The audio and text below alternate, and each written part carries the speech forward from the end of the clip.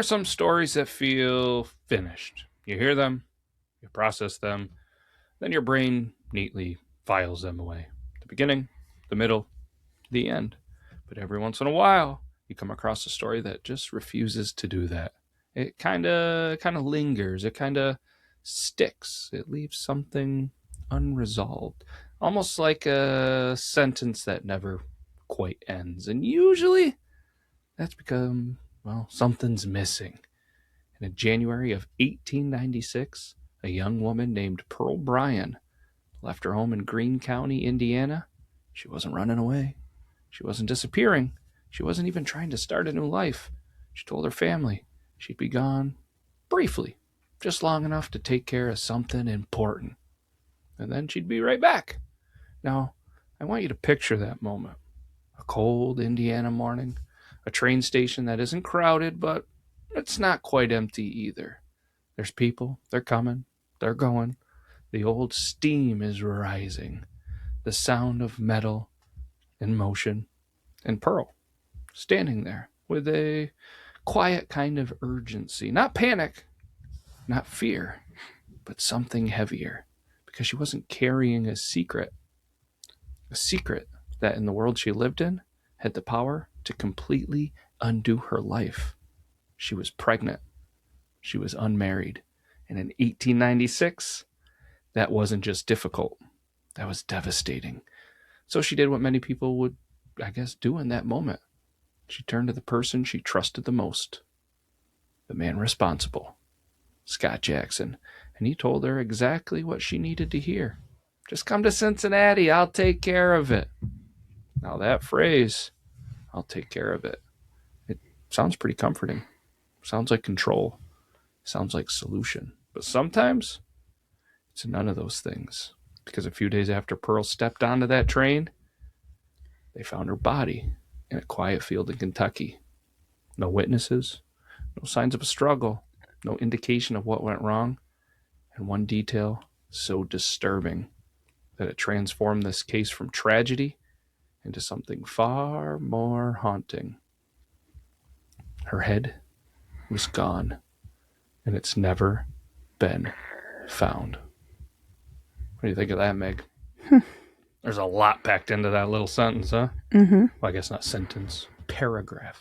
Intro. Hook. I think we hooked him. Did I hook you? Mm-hmm. I saw as it was going, you were like getting a little more and more. It's crazy, right? Yeah. 1896. I don't know what it's like. I just kind of read whatever history wants us to know, and it's pretty wild. And being a unmarried woman who was pregnant in that time, not a good thing, was it? Probably not. I'm going to guess. What's that? I said I'm going to guess probably not.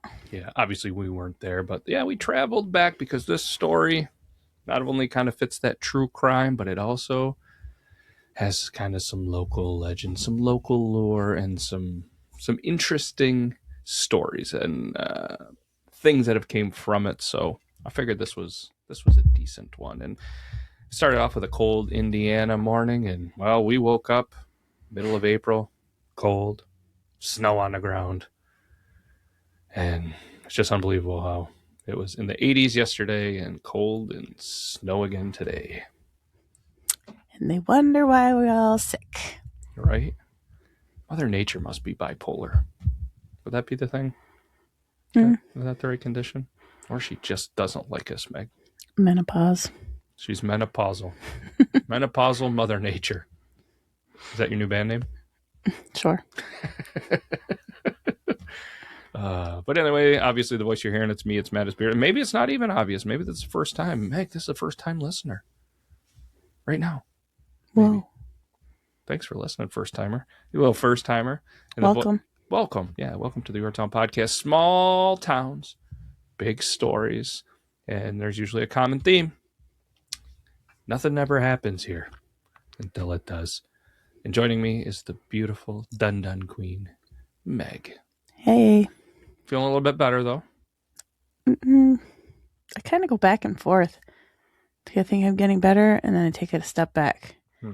I think I'm getting better, and then I take another step back. Yeah. We'll get rid of it eventually. By the time Hope we so. get rid of the sickness, it'll be fall again. It's been a long winter. This is one of, if not the longest winters that we have. But thankfully, we got the Yore Town podcast, so we can kill some time, right? Speaking of killing, should we jump into this story? Yeah, let's do it. All right. Buckle up, Yore Townians. That's not a train sound. That's Meg. You're going to hear some coughing again. Sorry. Listen, we're not a professional podcast. We just pretend to, know what we're doing out here, and we're both sick. So she's going to cough. I'm going to cough. She got me sick. What? Why you go straight to blaming me? Well, you were the only one sick in the house, so I have to blame you. What? There were 2 that started it before me. Oh. Well, all I know is it wasn't my fault. I didn't know. All right, let's go ahead and jump into this because I feel like to really understand this story, we need to understand the life of Pearl Bryan, right? Pearl's such a beautiful name. Do you think it'll ever come back? I like that name. Yeah. Pearl. I think it's slowly making a comeback. Is it? Mm-hmm. I don't know anybody named Pearl. What's the first thing you think of when you hear the word Pearl? Go. The duck in my windshield. You have a duck in your windshield named Pearl? I do. Oh, I think Pearl Harbor. I think it's fresh in my brain because the parents are going to Hawaii. Honolulu. That's one of the most fun words to say, isn't it? Honolulu? Yeah. You can't not say Honolulu and smile. Look at you, you're smiling. You said Honolulu. Right? It's a good word. Just found something there. Anyways, back to Pearl. She was, let's figure out her life before any of this craziness happened because she wasn't on the margin. She wasn't drifting. She was exactly where she was supposed to be. She was born in 1874 into a large established family in Greene County, Indiana. Pearl, she grew up in a world that valued stability, structure, reputation. Her father, do you know what her father's name was, Meg? What do you think Pearl's dad's name was? Carl. Close. Alexander Bryan. Can't trust a man with 2 first names. He wasn't just another, what was his profession, you think? Carpenter. Close. Farmer. He was known. He was respected in the small towns, especially in the late 1800s. That meant everything because your name wasn't just your identity. It was your currency. And Pearl carried that name. She was the youngest. Guess how many kids they had? 9. Really close. 10. Do you think I was going to say like 2? No. Yeah, 10 kids. I feel like that was unheard of back then. What's that? I said that 2 was unheard of back then. I know, right? 1, you have to imagine because lack of medical stuff, you probably, unfortunately, lose some kids throughout the day with some sickness. And 2, you just need some help on that farm. Mm-hmm. She was the youngest. Could you imagine being the youngest of 10? You're on the other way. You're the oldest of a handful. It felt like 10. Which, being the youngest meant a couple of things, right? You're either overlooked or you're very protected. And everything we know suggests that she was protected.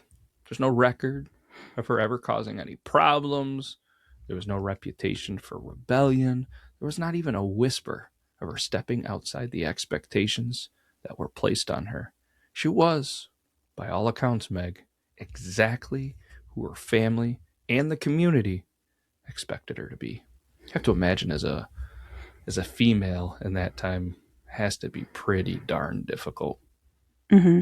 It almost kind of reminds me of like potentially how the Amish kind of women are still living. Like they're expected to do things. You know what I mean? They, need to, hold the values of the religion, respect the family name. I mean, I was watching the other day, the Amish, like, I grew up, you hold the door for a woman. This Amish dude the other day, after I was leaving the store, didn't even hold it for her. He was just like, and she like had to catch up. I was like, come on, man. You're being mustard. That's a good joke. No laughs. I'll post edit, put a little chuckle in there. Yeah, got it. But with all of that stuff, the pressure starts to add up. Because when you grow up in a world like that, there's not a lot of room for mistakes. Especially not this kind of mistake. Because an unmarried pregnancy in 1896 wasn't just a personal situation. It was a pretty public one. because it didn't stay private. We all live in small towns. Not a lot of things stay private, do they? Not around small towns. Not around small towns. Even before the internet, people knew about everything. Hey, did you hear that this happened to Billy Joe Bob's Frank's cousin's Bill? So darn small town diners. Oh, but I love good small town diner, right? Shout out Silverleaf Diner, our first experience there. Going back. We are going back. Great prices, great people. Am I great ordering food. the same thing? Yup. I love that you did that because you're not the only one that sees 4 things on the menu. This is what you want, and then you pick something else and you regret it. I kind of did that. I didn't really know. I was leaning towards burgers, but I had a backup plan. When she told me that it was her mom's favorite, kind of like hit my heartstrings. Like, I got to try it. And it was named after the place. Yeah. But what do I always do when I go into a menu? I try to find something that is like so different and unique to that place. And that was one of them. It was different, like a maple style burger. The other burger was a little different. Yes, it's a burger, but they didn't really have good, any. Though. It was good. I'm not saying it was, it was really good. It was not as good as mine. Not as good as yours is what I'm getting at. But just a little touches. Like the youngest orders a pancake. They put a big smiley face on it with some whipped cream. Like it was, strawberries on the side. 4 out of 5 of us were in a pretty good mood. So that's pretty good odds. Yeah. Yeah. Anyways, this private family matter, it didn't stay contained. It spread. It spread through conversation, through assumption, through judgment. And once that gossip spread, it changed everything. For the woman involved, it could mean isolation. Your reputation's destroyed, opportunities gone. You're probably not allowed to go into church anymore. And in some cases, being pushed out of the very life you grew up in, especially in these times, is not an easy adjustment. So when Pearl realized she was pregnant, she wasn't just dealing with fear. She was dealing with consequence. And instead of turning to her family, well, she turned to him. I mean, it's probably the move. The family's going to disown her. Mm-hmm. She's going to have to get out of there, probably. I don't know. It's crazy. Crazy. So, him, we said we turned to him. No, we turned to another man with 2 first names, Scott Jackson. Enters the story as a solution, right? But the more you kind of dig into old Scotty boy, the more he starts to look like the problem. He wasn't from Greene County, Meg. He wasn't part of that tightly woven community. He was from somewhere else. Cincinnati. It says sin right in the name. It was a city, Meg. It wasn't a small little town. It wasn't a small little country place. It was a city. In the late 1800s, that difference mattered. Because cities, they represented something small towns didn't. They represented opportunity, independence, and for some, a level of anonymity. Whoa. Anonymity. Whoa. That's right? Anonymity? Like anonymous? Anonymity? I think I just had a stroke. You could be anonymous in a city. That's more. Anonymity. Anonymity. That's a fun word to say. Not as cool as Honolulu, but Jackson, he was studying dentistry at Ohio College of Dental Surgery, which at the time was a legitimate and respected path, right? Imagine being a dentist in the late 1800s. Probably has some good business. You're probably ripping out some teeth pretty poorly, but dental care wasn't a priority in the late 1800s, I would have to imagine. So, I mean, he's going to be a dentist. This isn't just a drifter. This isn't, people in a lot of the episodes we've done that are just, in the 1970s drifting through Texas and, Oklahoma and just murdering people. This, he had direction, he had education, he had ambition. And maybe more importantly, he had confidence. The kind of confidence that makes people believe you know what you're doing, even though you have no clue what you're actually doing. That's exactly what Pearl needed to believe, because when she wrote him, she wasn't asking for comfort. She wasn't asking for a solution. And his response was immediate. His response was direct. His response was controlled. Come to Cincinnati. I'll handle it. Let's pause there. Because that's the moment everything shifts, because from that point forward, Pearl's no longer in control of the situation. She's trusting someone else to guide her with what happens next.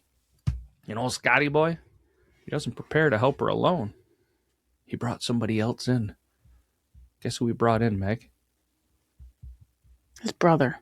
Alonzo Walling. Hmm. And that decision changes everything. Kind of like Alonzo, too. Alonzo and Pearl. If we ever have some more kids, can one of them be Alonzo or Pearl, maybe? Should we avoid it? I think we're going to avoid that one. But the names or the kids? Or both? Probably both. It's probably a good thing. I think we're past that point. I think so, too. We're getting closer to being able to move somewhere. But there's that like little period we got to go before we start having grandkids, because I feel like that's when you get stuck, right? Mm. Whew. We got a real small window. All right, let's talk about Alonzo, because he's one of the most overlooked pieces of this story. Are you doing math over there? Kind of. Well, I mean, there's 7 years between an oldest and a youngest. I was trying to figure out how old. The oldest would be when she graduates. She'd be like 25-ish. Hmm. Yeah. I don't want to think about it. Alonzo, going back to him, overlooked, but it's pretty important because his presence confirms something pretty critical, Meg. This wasn't impulsive. It wasn't reactive. It was coordinated. Walling, like old Scotty boy, was a dental student, which means both of these men had access to tools, medical knowledge, and the understanding of how, well, the body works, right? Now think about that in context. 2 medically trained individuals preparing to handle an illegal high-risk procedure. Already that's dangerous, already that's questionable, but here's where it gets even darker, because involving a second person introduces risk. More people means more exposure, more chances for something to go wrong, unless you believe what you're doing requires it. And that raises a question that investigators, historians, and, well, others have never fully answered.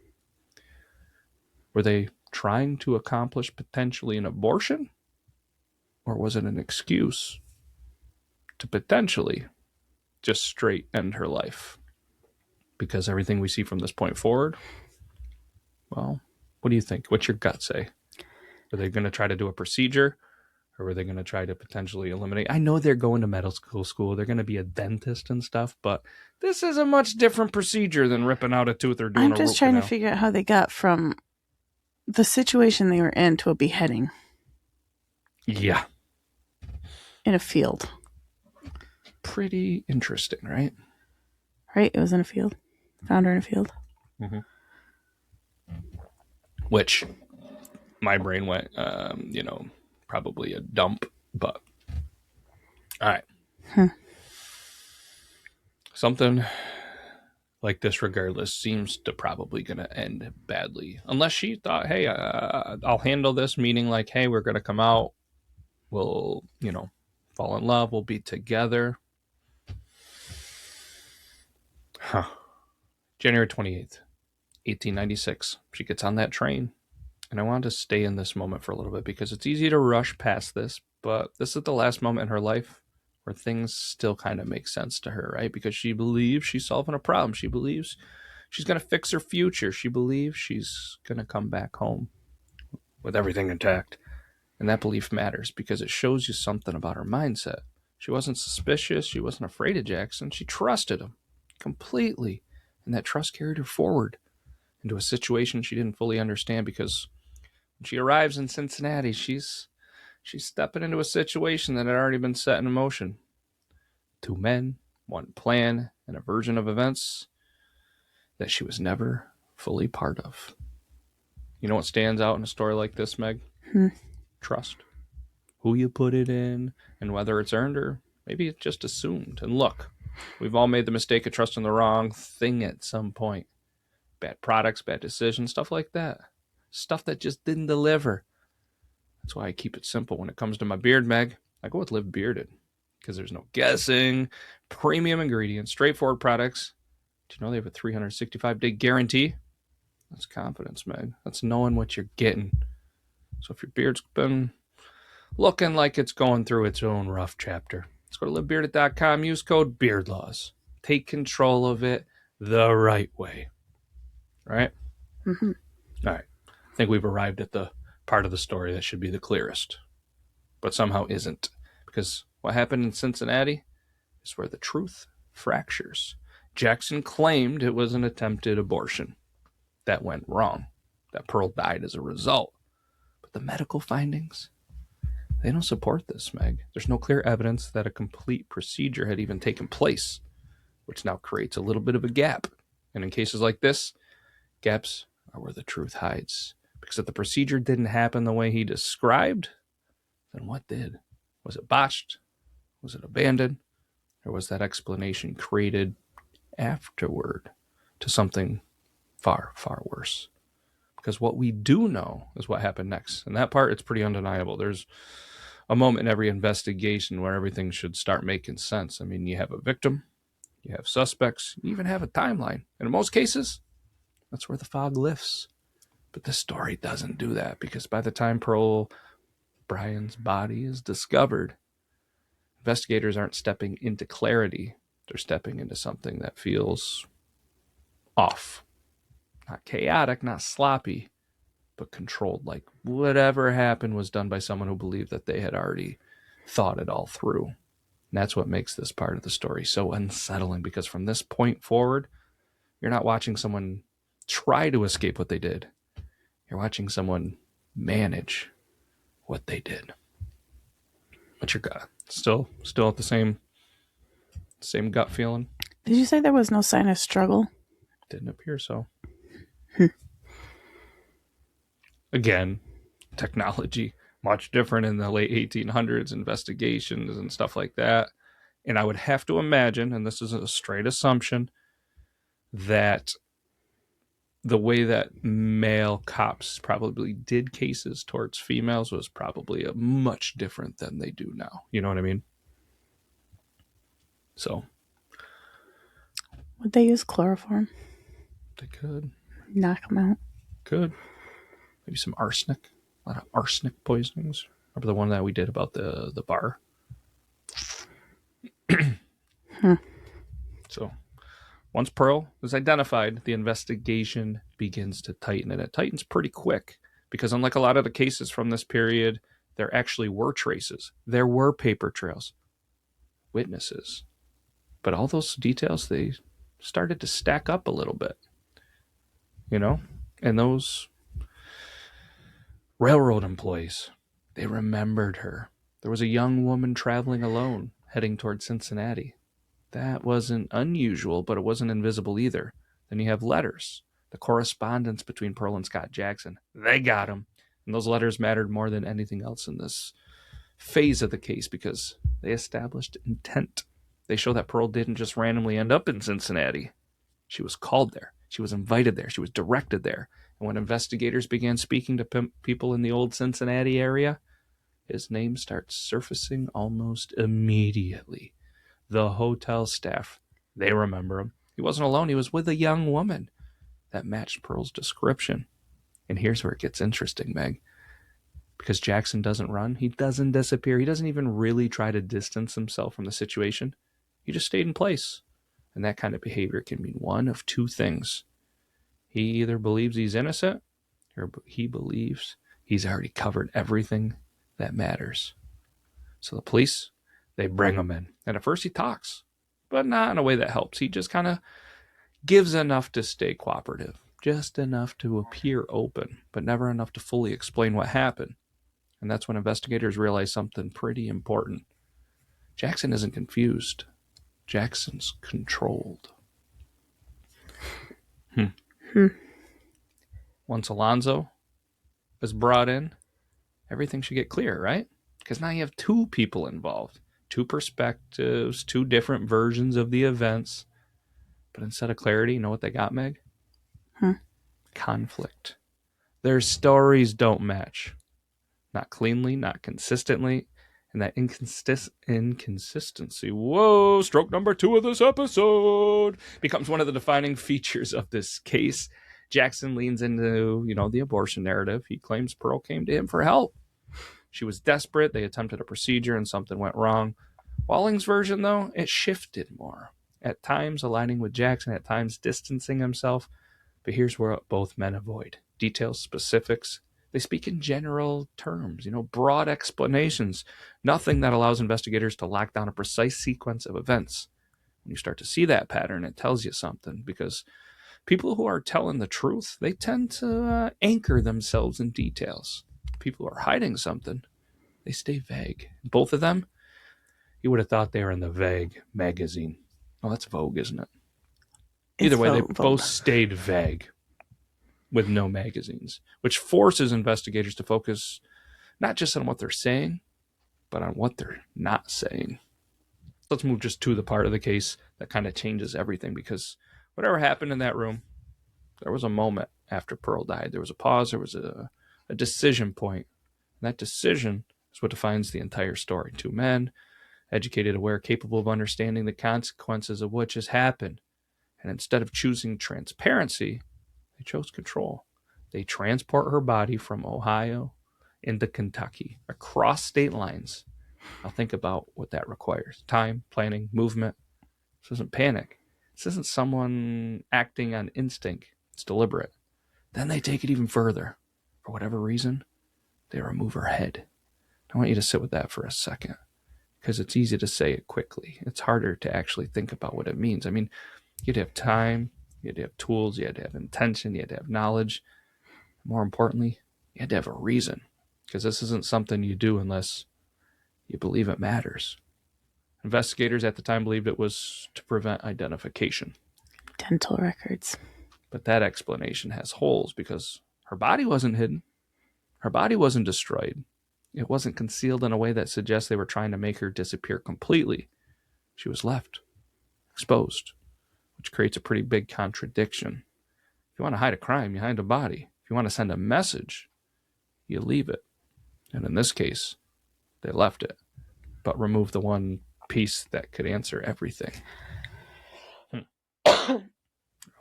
Weird, right? Mm-hmm. From this point forward, the investigation becomes centered around one thing. And one thing, where's the head? Right? I don't know if you're thinking this, but it's not just a detail. It's the key. And it's the piece that could, confirm the cause of death, reveal physical evidence, validate or destroy Jackson's story. And investigators, they know it. So they press him over and over. Where is it? What do you think their voice sounded like? Where's the head? That sounded good. That's pretty good. Mm-hmm. And Jackson's response was always consistent, cold, unmoving. He refuses. And when the pressure increases, even when the consequences become clear, even when the execution is on the table, he does not give it up. And that level of control is rare. You know what I mean? Mm-hmm. Because most people, when facing death, they start trading information. They look for leverage. They look for anything that might shift their outcome.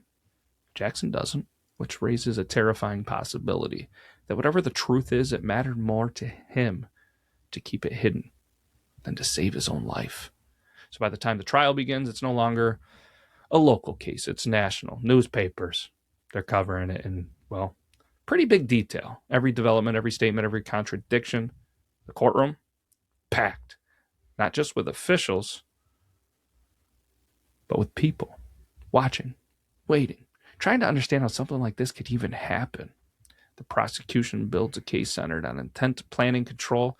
They argue that this wasn't an accident. This wasn't panic. This wasn't a situation that escalated into murder and was then managed in such a calculated way. They lean into the abortion narrative. They suggest desperation, fear, a situation that spiraled out of control. But there's a problem with that defense, because nothing about what happened after her death feels uncontrolled. And the jury, they start to see it. Verdict comes back, Meg. What do you think it is? Indecisive. Guilty. Both men. Know what their sentence was? Death by hanging. Different times. Much different times. Now we arrive at the final opportunity, the last moment where this story could have been completed. Because up until the very end, Jackson is given chances. Tell us where the head is. Just give us closure. Provide answers. And every time he refuses. Now imagine that. Standing at the edge of death. One piece of information that could change everything about how the story ends. And choosing not to share it. It's not fear. That's decision. You know what's wild about stories like this? They pull you in. You start digging. Suddenly hours are gone. You're connecting dots, chasing details, trying to make sense of something that just won't fully come together. And if you're anything like me, you need something that keeps you locked in without crashing halfway through. That is why we drink our squatch juice. Clean energy, no jitters, no nonsense. Just something that keeps your brain just firing when you're digging deep. So if you're trying to dive into stories like this or just trying to stay sharp throughout the day, go to squashjuice.com/beardlaw. Stay focused because some stories, they don't let you go easy. I'm about to hit them with the outro, Meg. What do you got on this story? What are you thinking? It's creepy. Yeah. That's it. It's creepy. That's all you got? And there's so much still that's unanswered. At this point, I don't think we're ever going to get those answers. Probably not. It just sucks that they did it. Neither of them were willing to just give the final closure of where's the head? Why the head? Don't know what the good thing is? At least we don't think like these people because these people are sick. So, some stories, they end with answers. This one, unfortunately, doesn't. Because even though the men responsible were caught, they were tried, they were executed, there's still something missing. And it's not just physical, it's narrative. It's closure. It's the part of the story that would let you finally say, I understand what happened. But we don't. Not completely. And maybe we never will. Because whatever happened in that room, whatever led to that decision, whatever truth was hidden in that missing piece, it went with them. And it stayed buried. Just like the one thing everyone has been looking for since, well, 1896. That's all we got. What'd you think of it, all right? Yeah. Poor Pearl. Poor Pearl. Unbelievable. All right, well, let's get out of here. We got a lot of things to do, places to be, episodes to record. So what we're going to do is we're going to come up with another one and figure out at the end of next week who we're going to say poor who. Just like poor Pearl. All right, that's all we got. Thanks, everybody. We appreciate you. We'll be back next week. Bye-bye. Bye.